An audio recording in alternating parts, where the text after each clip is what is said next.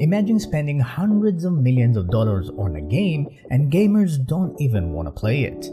Well, that's not a distant nightmare anymore, it's actually happening right now.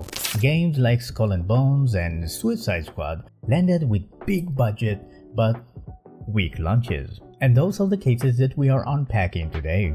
Hey, I'm Matt from The Gaming Mattress. Huge budgets, huge promises, and poor reception. And while these blockbusters stumbled, tiny indie projects that were built for a fraction of the cost were topping the chart and stealing the spotlight. So what went wrong? Well, let me show you, and it starts with a clash. AAA collapse versus indie takeover.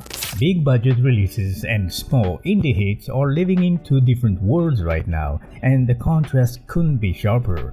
Let's break it down into 4 quick points that explain why AAA can crash while indie projects take off. First, the AAA problem. Huge publishers pump hundreds of millions into projects, drag through years of development, and then layer on monetization to chase returns. As industry reporting shows, many modern AAA projects not only carry blockbuster budget, but also stack live ops systems and recurrent payment onto premium releases. That gives you games like Skull and Bones, which spiral towards the $650 to $850 million range over a decade of development and still struggle to hold players. Or Suicide Squad, which pivoted into looter-shooter live service but ended up repetitive and empty.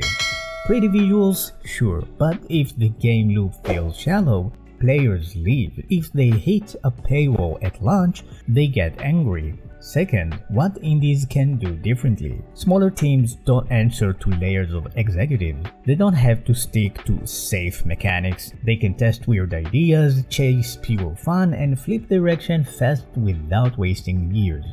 Look at Balatro. A solo developer spun a poker-themed roguelike into something wildly addicting at a low price point, and it spread everywhere. On the indie side, the cost failure is lower, but the chance of surprise success is skyrocketing if the idea clicks. Third, the numbers prove it. One analysis of 2024 Steam releases showed how brutal the market is. Around 18,000 games hit the platform, but only about 5,700 even cleared $500 in sales. The median revenue for self-published projects roughly $3,285, tiny compared to AAA budgets. But here's the catch: publisher-backed indie games earned a median closer to $16,000, nearly 5 times higher. And in that top 10% of indie hits, titles like Balatro or Animal Whale, the return on tiny budgets can dwarf what mega spending delivers. If you like this kind of breakdown, make sure to hit the subscribe button. We do these deep dives all the time, or at least planning to, and this will help keep them coming. Finally, the viral machine. Indies often don't need giant ad campaigns because the community does the work for them.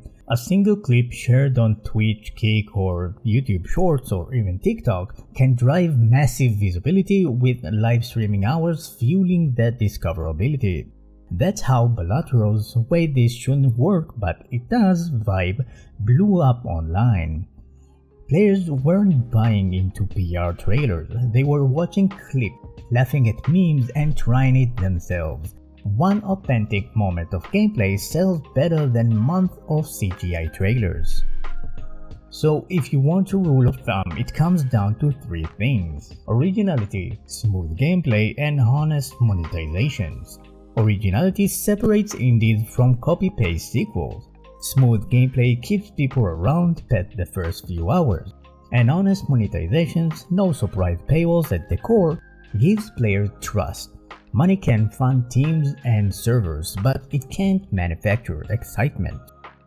That spark has to come from design choices that actually connect. We're not looking at one-off accidents here. Indie breakouts aren't rare blips anymore. They're proving to be reliable wins, and while AAA continues to gamble on ballooning budgets, the games that stick with us aren't necessarily the priciest. They're the ones that people can't put down. Now here's the bottom line, money doesn't make a game stick. AAA can pour cash into flashy visuals and endless trailers, but if the mechanics are flimsy or the design feels safe, people check out fast. Indies, on the other hand, keep proving that small ideas with sharp gameplay and fair pricing can outshine projects hundreds of times their size. If big studios want to stop bleeding players, the formula isn't hard. Focus on mechanics, give honest offering, and actually test for fun before spectacle. Short version, indies will keep stealing spotlight unless AAA changes direction. And the data backs it up. Top indie hits pull in the lion's share of revenue, with the top slice taking about 85% of earning. 2025 already stacked with indies like Spiral 2, Deltarune Chapter 3 and 4, and Wonder Stop in the pipeline.